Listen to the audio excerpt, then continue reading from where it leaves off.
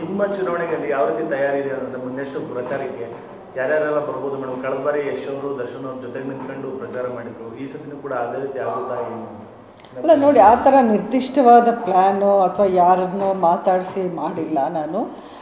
ಯಾಕೆಂದರೆ ಕಳೆದ ಬಾರಿ ನಾನು ನಿಂತ್ಕೊಂಡಿದ್ದು ಇಂಡಿಪೆಂಡೆಂಟ್ ಅಭ್ಯರ್ಥಿಯಾಗಿ, ಅದು ನನ್ನ ಮೊದಲನೆಯ ಚುನಾವಣೆ. ರಾಜಕೀಯದ ಯಾವುದೇ ಒಂದು ಎಕ್ಸ್ಪೀರಿಯನ್ಸ್ ಇಲ್ಲದೇ ನಾನು ಫಸ್ಟ್ ಟೈಮ್ ನಿಂತಿರೋದು. ಹೌದು, ನನಗೆ ಬೇಕಾದವರೆಲ್ಲ ಇಲ್ಲ ನಾವು ನಿಮ್ಮ ಜೊತೆಯಲ್ಲಿದ್ದೀವಿ ಅಂತ ಗಟ್ಟಿಯಾಗಿ ನಿಂತ್ಕೊಂಡ್ರು. ಈಗ ಸಿಟುವೇಶನ್ ಬೇರೆ ಥರ ಇರುತ್ತೆ. ಯಾಕಂದರೆ ನಾನು ಒಂದು ಪಕ್ಷದ ಒಂದು ಚಿಹ್ನೆಯಿಂದ ನಾನು ನಿಂತ್ಕೊಳ್ತೀನಿ. ಆವಾಗ ಪಕ್ಷ ಏನು ಹೇಳ್ತಾರೆ, ಪಕ್ಷದ ಲೀಡರ್ಸು ಇರ್ತಾರೆ ನನ್ನ ಜೊತೆಯಲ್ಲಿ. ಸೊ ಇದು ಅದೇ ಟೈಪ್, ಅದೇ ಫಾರ್ಮ್ಯಾಟಲ್ಲಿ ಅದೇ ರೀತಿ ನಡೆಯೋ ಒಂದು ಚುನಾವಣೆ ಅಂತೂ ಆಗೋಕ್ಕೆ ಸಾಧ್ಯ ಇಲ್ಲ. ಇದು ಬೇರೆ ರೀತಿ ಇರುತ್ತೆ. ಸೊ ಮಾಡೋ ಒಂದು ಕ್ಯಾಂಪೇನ್ ಇರಲಿ, ಪ್ರಚಾರ ಇರಲಿ, ಹೋರಾಟ ಇರಲಿ, ಇದು ಸ್ವಲ್ಪ ಡಿಫ್ರೆಂಟ್ ಆಗಿರುತ್ತೆ. ಪಕ್ಷದ ಜೊತೆ ಅವರೆಲ್ಲ ಬಂದರೆ ಮತ್ತಷ್ಟು ಬಲ ಬರುತ್ತೆ ಅನ್ನೋದು. ಅಲ್ಲ, ಬಂದರೆ ಖಂಡಿತ ಬಲನೇ ಇರುತ್ತೆ. ನಮ್ಮ ಜೊತೆಯಲ್ಲಿ ಆವಾಗ ಯಾರಿದ್ರೋ ಈಗಲೂ ಎಲ್ಲರೂ ನಮ್ಮ ಜೊತೆಯಲ್ಲೇ ಇದ್ದಾರೆ, ಎಲ್ಲರೂ ಸಪೋರ್ಟಿವ್ ಆಗೇ ಇದ್ದಾರೆ.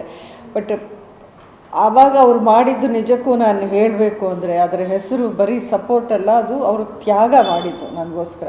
20-25 ದಿವಸ ಇಬ್ಬರು ನಮ್ಮ ಕರ್ನಾಟಕ ರಾಜ್ಯ ಅಥವಾ ದಕ್ಷಿಣ ಭಾರತದ ದೊಡ್ಡ ಸೂಪರ್ ಸ್ಟಾರ್ಸು.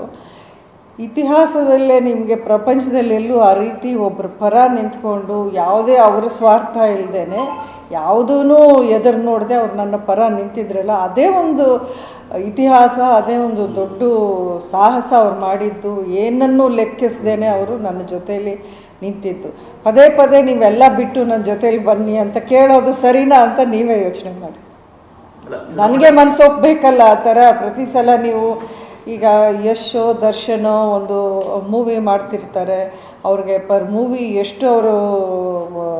ಎಷ್ಟು ಜನ ಅವ್ರನ್ನ ಕಾಯ್ಕೊಂಡಿರ್ತಾರೆ, ಎಷ್ಟು ಜನರ ಒಂದು ಜೀವನ ಅದ್ರ ಮೇಲೆ ಡಿಪೆಂಡ್ ಆಗಿರುತ್ತೆ ಅಂತ ನಮ್ಮೆಲ್ರಿಗೂ ಗೊತ್ತು, ಫಿಲ್ಮ್ ಇಂಡಸ್ಟ್ರಿಯಿಂದ ಬಂದವರಾಗಲಿಂದ. ಅಷ್ಟೇ ಅಲ್ಲ, ಅವರು ತಗೊಳ್ಳೋ ಒಂದು ರೆಮ್ಯೂನ್ರೇಷನೇ ಇರಲಿ, ಒಂದು 10 ದಿನ 20 ದಿನ 30 ದಿನಕ್ಕೆ ಎಷ್ಟು ತಗೊಳ್ತಾರೆ ಅಂತ ನಿಮ್ಮೆಲ್ರಿಗೂ ಗೊತ್ತೇ ಇದೆ.